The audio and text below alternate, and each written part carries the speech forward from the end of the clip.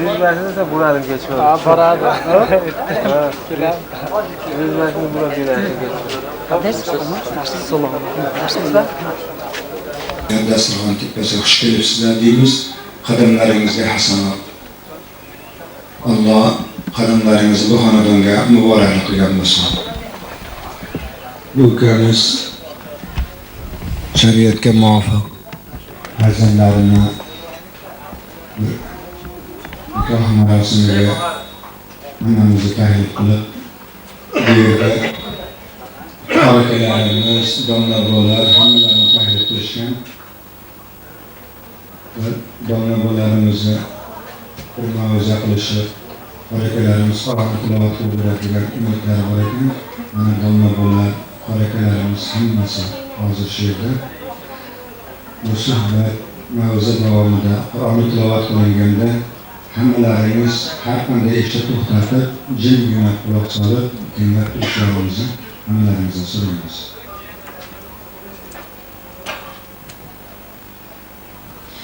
Alhamdulillah wassalatu wassalamu ala rasulihi Muhammadin wa ala alihi wa ashabihi ajma'in.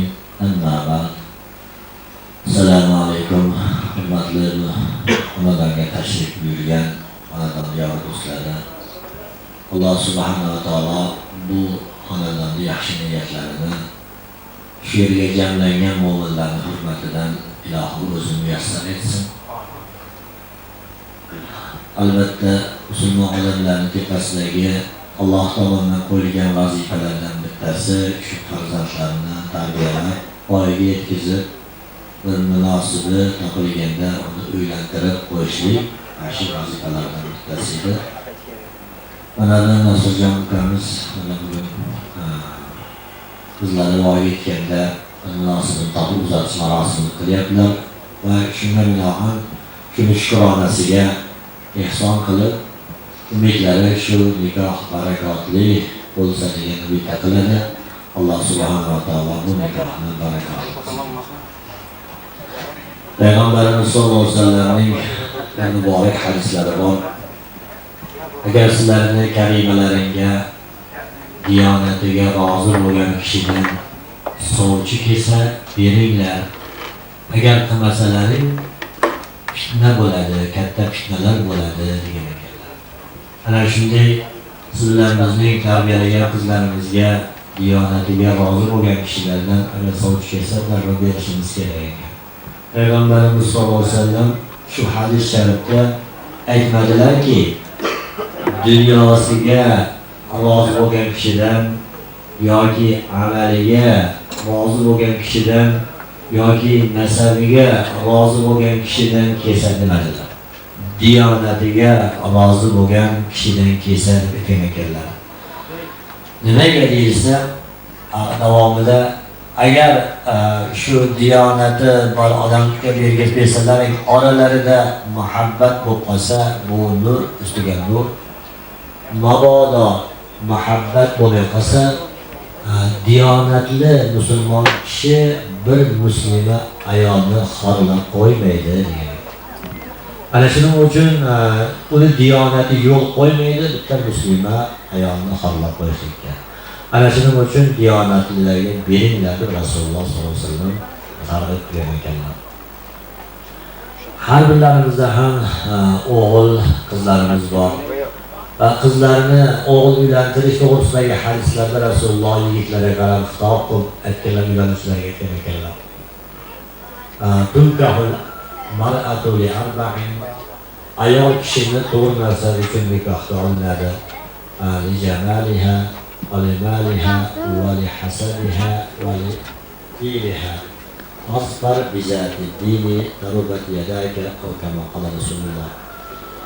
Ayollarni nikohga olinadi yo jamoliga uchun, yo moli dunyosiga, yoki bo'lmasa uni hasab nasabiga yoki dini uchun olinadi.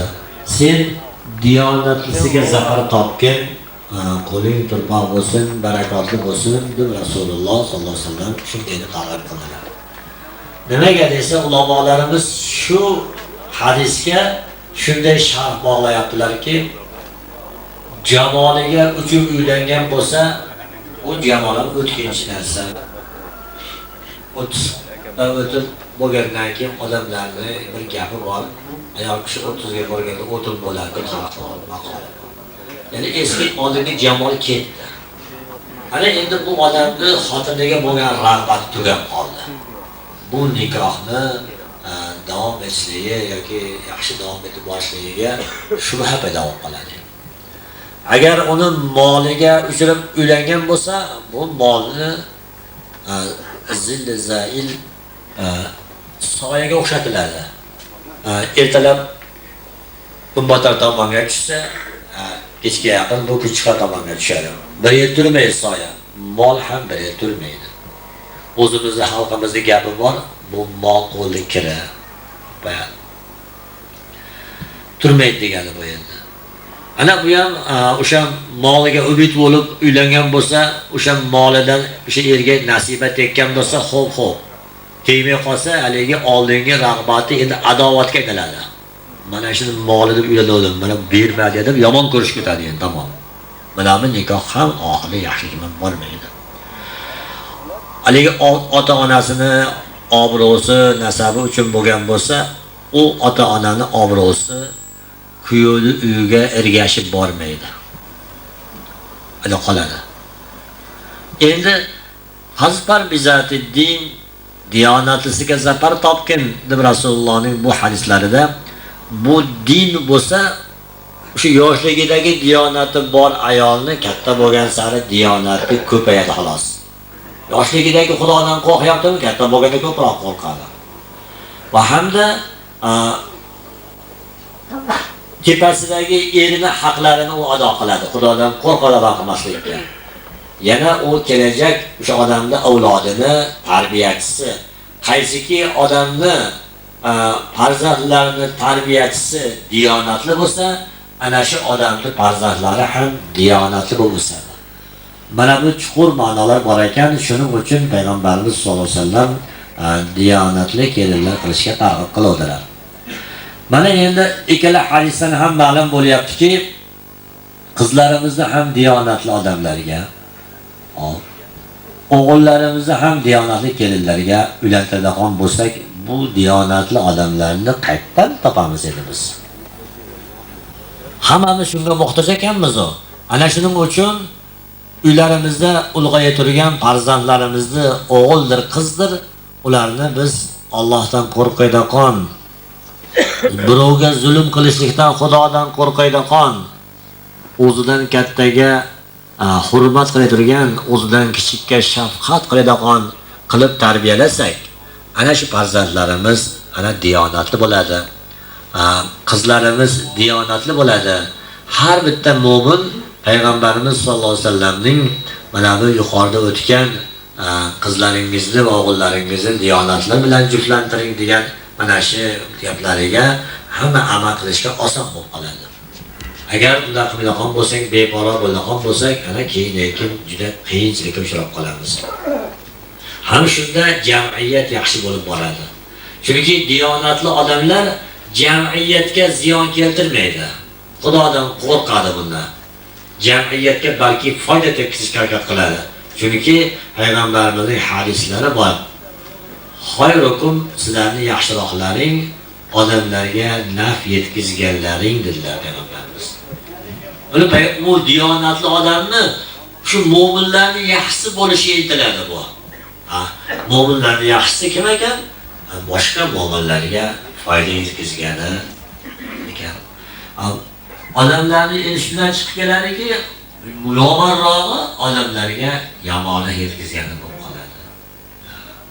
Ana shuning uchun mana farzandlarimizni mana shunaqangi diyonatli qilsak, o'zi jamiyatimiz yaxshi bo'lib boradi.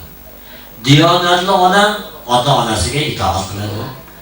Diyonatli odam podshosiga itoat qiladi, osiy bo'lmaydi, oshosiga ham.